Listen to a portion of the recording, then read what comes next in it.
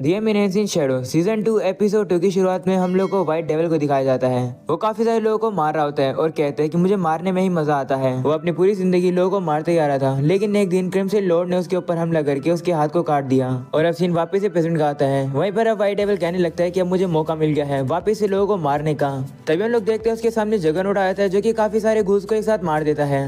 ये देखकर white devil कहता है कि ये तो जगरनॉट द टायरेंट है जो कि ब्लैक टावर का रूलर है और ये काफी पावरफुल है। जिसके बाद अब उसकी नजर यूक्यूमे के ऊपर जाती है और वो कहते हैं कि ये तो व्हाइट टावर की रूलर है, ये भी काफी स्ट्रॉन्ग है। और अब जगरनॉट और यूक्यूमे एक दूसरे से लड़ने लगते हैं। उन दोनों को लड़ता हुआ देख व्हाइट डेविल सोचने लगता है कि आखिरकार मैं इन दोनों के बीच में कैसे हूँ, इनके ऊपर मैं हमला कैसे करूँ। तभी अचानक से वहाँ उनके बीच में शैडो आ जाता है और वो अपना इंट्रोडक्शन देता है। वहीं अब यूक्यूमे शैडो को देखकर कहती है कि तुम वही डॉन हो ना जिसने मिडगर रॉयल कैपिटल के ऊपर अपना दबदबा बना रखा है। ये सुनकर जगरनॉट भी शैडो को पहचान जाता है और वो कहते हैं ओह तो वो तुम हो, चलो तुम कोई भी हो, मुझे तुमसे क्या लेना देना। जिसके बाद अब जगरनॉट जाकर अपनी तलवार का हमला करके क्रिम्सन टावर का गेट तोड़कर अब अंदर जाने लगता है। तभी शैडो कहते हैं टाइम काफी कम है, मून रेड है, फ्रेंजी शुरू हो गई है। तो यूक्यूमे उससे पूछती है कि क्या तुम इस घूल वाली सिचुएशन को रेफर कर रहे हो। तभी जगरनॉट भी कहते हैं हाँ मुझे रेड मून के लेजेंड के बारे में पता है। कहा जाता है कि 3 किंगडम तबाह हो जाते हैं जब रेड मून आता है। तो ऐसा बोलकर अब जगरनॉट वहां से चला जाता है। वहीं पर अब यूक्यूमे भी शैडो से कहती है चलो मैं भी यहाँ से जा रही हूँ, तुमने मेरे साथियों की मदद करी तो शायद से हम लोग फ्रेंडली रह सकते हैं।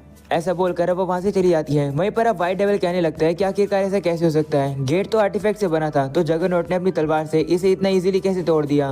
यूक्यूमे और जगरनॉट दोनों ब्लड क्वीन को हराना चाहते हैं। हाँ ये तो काफी ज्यादा पावरफुल है। तभी अचानक से उसकी नजर शैडो पर पड़ती है और कहते हैं कि मैं इसके अंदर से कोई भी पावर सेंस नहीं कर पा रहा हूँ, लगता है ये मुझसे कमजोर है। ऐसा सोचने के बाद वो शैडो के ऊपर हमला करने के लिए चला जाता है, लेकिन शैडो भी एक झटके में उसके सारे बॉडी पार्ट्स को काट देता है। व्हाइट डेविल को रियलाइज भी नहीं हो पा रहा होता है कि आखिरकार अभी उसके साथ हुआ क्या। वो सोचने लगता है कि आखिरकार ये बंदा कौन है। तभी शैडो वापस से उसे कहता है मून रेड है, फ्रेंजी शुरू हो गई है, हमारे पास काफी कम समय है। ऐसा बोलने के बाद शैडो वहां से चला जाता है। वहीं दूसरी तरफ हम लोग को टावर में बीटा को दिखाया जाता है जो कि बुक पढ़ रही होती है। उसे पता चलता है कि यहाँ पर काफी सालों पहले जो टेक्नोलॉजी थी वो भी काफी ज्यादा हाई थी और ताकत पाने का सोर्स उनका था डीमंस। बीटा सोचने लगती है कि आखिरकार उन लोग को इस बात के बारे में पता क्या चला कि उन्हें यहाँ से पावर मिल सकती है।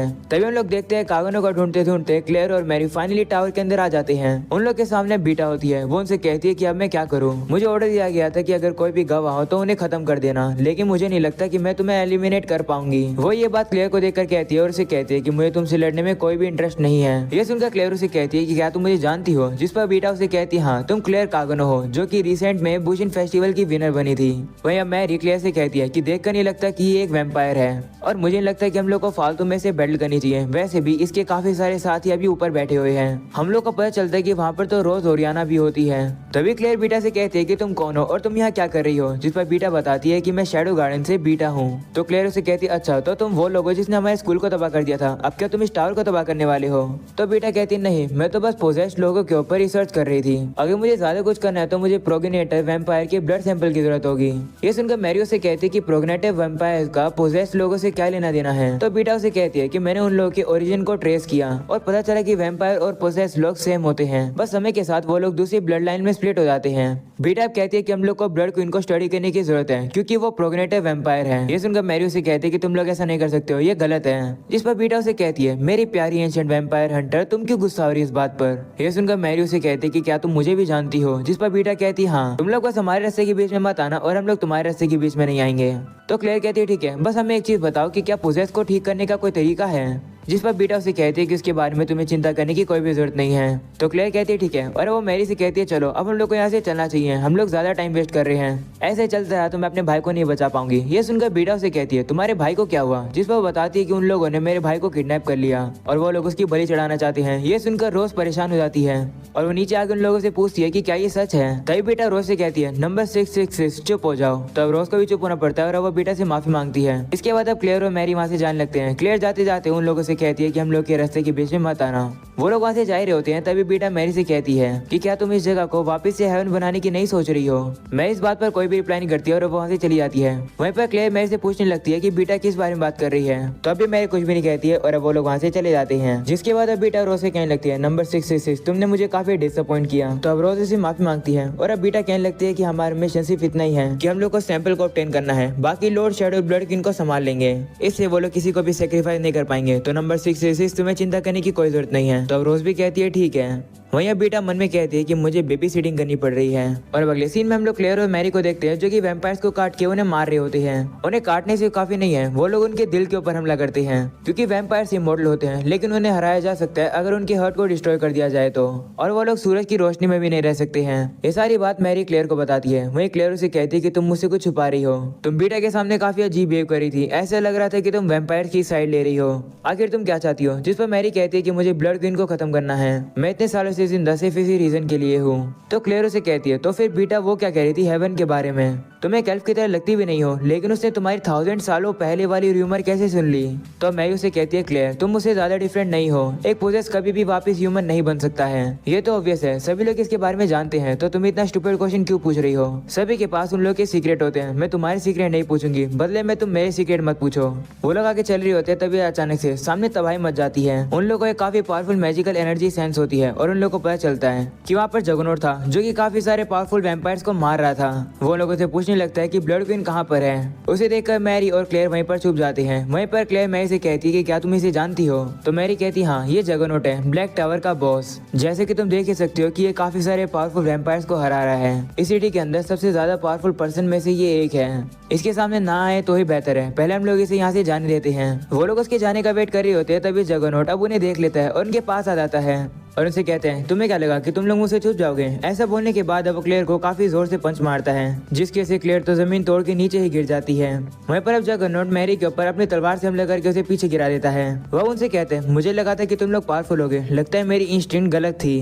तभी वो देखते हैं कि क्लेयर बाहर आ जाती है और अपनी तलवार से उसके पैरों के ऊपर हमला कर देती है। ये देखकर क्लेयर उसे कहते हैं कि तुम तो स्ट्रॉन्ग हो, मेरे पंच से आज तो कोई भी नहीं बच पाया, तुम तो बच गई। ऐसा बोलने के बाद वो तलवार से उसके ऊपर हमला करते हैं, लेकिन क्लेयर उसके अटैक को डॉज करते पीछे मैरी के पास आ जाती है और देखती है कि मैरी की हालत तो काफी ज्यादा खराब है। वो उसे कहने लगती है मरना मत, मेरे साथ यहीं रहो। वो उसे हील करने की कोशिश करती है पर अब मैरी उसे रोक लेती है और वो उसे कहती है कि ये मुझे हील नहीं कर पाएगी, मुझे किसी और की जरूरत है, मुझे तुम्हारा खून चूसने दो। ऐसा बोलने के बाद अब वो उसे लिस के ऊपर किस करती है और उसका जो खून है वो निकाल लेती है। वहीं पर क्लेयर थोड़ी शर्मा जाती है और उसे कहती है कि आखिरकार तुम ये क्या कर रही हो। तभी हम लोग देखते हैं मैरी को जो कि अब काफी ज्यादा पावर अप होने लगती है। उसकी जो इंजरी होती है वो भी अपने आप ही हील हो जाती है और अब वो खड़े होती है, जगनोट के ऊपर काफी हमले करती है। वहीं पर अब जगनोट भी उसके अटैक को आराम से डॉज कर रहा होता है और उसे कहते हैं कि तुम काफी पावरफुल हो गई हो, लेकिन अभी मैं तुमसे काफी ज्यादा स्ट्रॉन्ग हूँ। ऐसा बोलने के बाद वो एक बिजली जैसा हमला करता है और जमीन को तोड़ देता है और काफी ज्यादा धुआं धुआं कर देता है, जिसकी वजह से क्लेयर और मैरी कुछ भी नहीं देख पा रहे होते हैं। तभी जगनोट अब उनके पीछे आ जाता है और वो क्लेयर के ऊपर हमला करने वाला होता है। क्लेयर भी ये देखकर सोचने लगती है कि वो अब मर जाएगी। वो अब अपने मन में कागनों से माफी मांगती है। तभी हम लोग देखते हैं कि वहाँ पर शैडो आ जाता है जो कि आते ही जगनोट की तलवार के ऊपर खड़ा हो जाता है और वो घूमकर उसे काफी जोर से लात मार के उसे टावर के नीचे गिरा देता है। जगनोट भी काफी गुस्से से शैडो से कहता है कि तुमने ये क्या किया। वहीं ये देखकर क्लेयर और मैरी काफी शौक रहते हैं और वो लोग शैडो की तरफ देखते हैं। वहीं शैडो से कहते हैं फ्रेंजी शुरू हो गई है, हमारे पास काफी कम समय बचा है। ऐसा बोलने के बाद अब शैडो वहाँ से चला जाता है। वहीं मैरी कहती है ये तो शैडो था, मैंने सुना है कि चर्च इसे अपना एनिमी मानती है। वहीं क्लेयर कहती है कि क्या शैडो हमें बचाने आया था। तो मैरी क्लेयर से माफी मांगती है उसके ब्लड को लेने के लिए। तो क्लेयर कहती है कोई बात नहीं, मैं इस बात को भूल जाती हूँ, लेकिन मुझे तुम्हारे सीक्रेट के बाद में पता चल गया, तुम एक वैम्पायर हो ना। जिस पर मैरी भी कहती है हाँ। मैरी अब क्लेयर से कहती है कि मैं तुम्हें सब कुछ बताती हूँ कि आखिरकार मैं हूँ कौन, और तुम्हें बताती हूँ ब्लड क्वीन की सच्चाई के बारे में। वो कहती है कि अब से हजारों सालों पहले वैम्पायर्स का जमाना था, वो लोग इंसानों को मार के खाते थे, उनके लिए ये एक गेम की तरह था। लेकिन जैसे जैसे समय बीता इंसानों को वैम्पायर्स की कमियों के बारे में पता चल गया और उन लोगों ने वैम्पायर को मारना शुरू कर दिया। इतना ज्यादा उन लोगों ने वैम्पायर्स को मारा कि दुनिया से वैम्पायर्स का नामो निशान मिट गया। लेकिन उसी समय पर ब्लड क्वीन इंसानों के साथ ही रहती थी, एक रूलर की तरह। वो इंसानों के साथ खुशी से रहना चाहती थी। उसे तो ब्लड पीना ही बंद कर दिया था। उसे देखकर उसके फॉलोअर्स यानी हम लोगों ने भी ब्लड पीना बंद कर दिया था। इसकी वजह से हम लोगों ने अपनी पावर्स खो दी, लेकिन हम लोग को रिटर्न में एक चीज मिली और वो थी सूरज की रोशनी में काम करने की एबिलिटी। हम लोग की ब्लड पीने की आदत बंद हो गई थी, जिसकी वजह से हम लोग इंसानों के साथ मिलकर रह पा रहे थे। लेकिन क्वीन के लिए ये थोड़ा मुश्किल था। वो जितना ही ब्लड से अपने आप को दूर रखती थी उतनी उसकी प्यास बढ़ती गई। जब भी सनलाइट उसकी स्किन पर आती थी तो उसकी स्किन काफी ज्यादा जलती थी। इन सब के बावजूद भी वो इस जगह को हेवन बनाना चाहती थी, यानी ऐसी जगह जहाँ पर ह्यूमंस और वैम्पायर्स एक साथ खुशी से रह सके। और ऐसा ही हुआ, थोड़े समय के लिए वो जगह हेवन जैसी रही। लेकिन एक रात बाद रेड मून आया, जो कि हजारों सालों बाद आता है। वो रात वैम्पायर्स को काफी ज्यादा पावरफुल पावर देता है। क्वीन अब ब्लड को पीने की प्यास नहीं बुझा पा रही थी, तो क्रिम्सन लॉर्ड ने उससे एक खून की बूंद दे दी, जिसकी वजह से वो अपने आप को फिर कंट्रोल नहीं कर पाई और फिर वो पागल हो गई। उसने 3 दिन और 3 रात लोगों को मारना शुरू कर दिया सिर्फ खून पीने के लिए। जो हेवन वाली जगह थी वो गायब हो गई और इसके चलते तीनों किंगडम ने काफी ज्यादा डैमेज सफर किया। वह मैरी कहती है कि मैं सर्वाइव कर पाई थी उन लोगों के ब्लड को चूसने के बाद जो लोग मर गए थे, और फिर उसके बाद जाकर मैं क्वीन से मिली, लेकिन तब तक सब कुछ खत्म हो गया था। जिसके बाद हम लोग देखते हैं कि क्वीन मैरी से कहती है कि मुझसे गलती हो गई है, मैं चाहती हूँ कि ये गलती मैं वापस से रिपीट ना करूँ, इसलिए मेरी बॉडी के एशेस को ओशन में फेंक देना, जिससे कि मैं वापस से रिवाइव ना करी जा सकूं। और फिर उसके बाद क्वीन ने एक डैगर को अपने दिल पर मार लिया। अगर वो एक ऑर्डिनरी वैम्पायर होती तो वो कब की खत्म हो जाती, लेकिन क्योंकि वो क्वीन थी उसकी बॉडी रात में नहीं बदली, लेकिन उसकी सांसें रुक चुकी थी। मैं क्वीन के ऑर्डर को मना भी नहीं कर सकती थी और पूरा भी नहीं कर पा रही थी, और वही मेरी सबसे बड़ी गलती थी, क्योंकि इस समय क्रिम्सन लॉर्ड उसके फॉलोअर्स वहाँ पर आए। उन लोगों ने मेरे ऊपर हमला किया और क्वीन की बॉडी को वो मुझसे ले गए। वहीं पर अब क्रिम्सन लॉर्ड ने मैरी की जान बख्श दी थी। वो उसे कहते हैं कि मैं दुआ करूंगा कि अब से तुम हजारों सालों बाद यानी अगले रेड मून पर हमें ज्वाइन करोगी। मैरी अब कहती है कि क्रिम्सन लॉर्ड क्वीन से वो काम कराना चाहता है जो क्वीन नहीं करना चाहती है। आखिरकार क्वीन मुझे कैसे माफ कर सकती है। ये सब सुनने के बाद क्लेरो से कहती है कि मैं भी तुमसे बेहतर नहीं हूँ, मैं भी शायद से पोजेस्ड हूँ। जब मैं छोटी लड़की थी तो मैंने कुछ साइंस को नोटिस किया था। मुझे लगता है कि मैं एक दिन मॉन्स्टर बन जाऊंगी, और इससे पहले कि ऐसा हो मैं चाहती हूँ कि मेरा भाई कुछ अचीव कर सके, वो कुछ बन सके। इसी वजह से मैं उसे यहाँ लेकर आई थी और मेरी वजह से वो किडनैप हो गया। आखिरकार अब मैं उसे माफी कैसे मांगूंगी। क्लेयर अब मैरी से कहती है कि क्या तुम श्योर हो कि G7 की तुम बात कर रही थी, क्या तुम उसे वापस नहीं बना सकती हो। जिस पर मैरी कहती है नहीं, मैं वापस से वही गलती को रिपीट नहीं करना चाहती हूँ, और मुझे विश्वास है कि क्वीन खुद चाहती है कि वो मर जाए। तो क्लेयर उसे कहती है कि ये बात तो तुम्हें तब तक नहीं पता चलेगी जब तक तुम उससे बात नहीं करोगी। मैं ये सोचना नहीं चाहती कि तुमने जो किया वो एक गलती थी, सोचने पर काफी दुख होता है। तो चलो हम दोनों मिलकर अब जाते हैं और क्रिम्सन लॉर्ड की बैंड बता देते हैं और तुम्हारी क्वीन को वापस ले लेंगे। तुम क्या कहती हो। ये सुनकर मैरी खुश हो जाती है और उसे कहती है हाँ शुक्रिया। वो भी अब उससे हाथ मिलाकर कहती है कि मैं भी तुमसे प्रॉमिस करती हूँ कि मैं तुम्हारे भाई को रेस्क्यू करने में मदद करूंगी। जिस पर क्लेयर उसे कहती है कि वो मैं खुद कर लूंगी, तुम बस अपने काम पर ध्यान दो। तो मैरी भी मान जाती है और अब अगली सीन में हम लोग शैडो को देखते हैं, जो कि वैम्पायर्स के ट्रेजरी रूम में आ जाता है। वो अब सोच रहा होता है कि थोड़े समय पहले शायद से मैंने अपनी बहन को देखा है, लेकिन फिर वो कहता है चलो छोड़ो ना, मुझे पता है कि वो अपना ख्याल रख सकती है। शैडो वहाँ की चीजों को उठाने लगता है और सोचता है कि ये सारी चीजें काफी ज्यादा महंगी है। वो वहाँ के सारे ट्रेजर को अपने स्लैम्स के जरिए ले लेता है। वो अब कहता है कि मैंने प्लान किया है कि मैं 300 साल जीऊंगा, इसलिए इतना पैसा काफी नहीं है, और अभी एक बॉस बैटल भी तो आने वाली है। मैं सोच रहा हूँ मुझे अपना थोड़ा फैशन चेंज कर लेना चाहिए, क्योंकि मेरे पुराना वाला फैशन पुराना हो चुका है।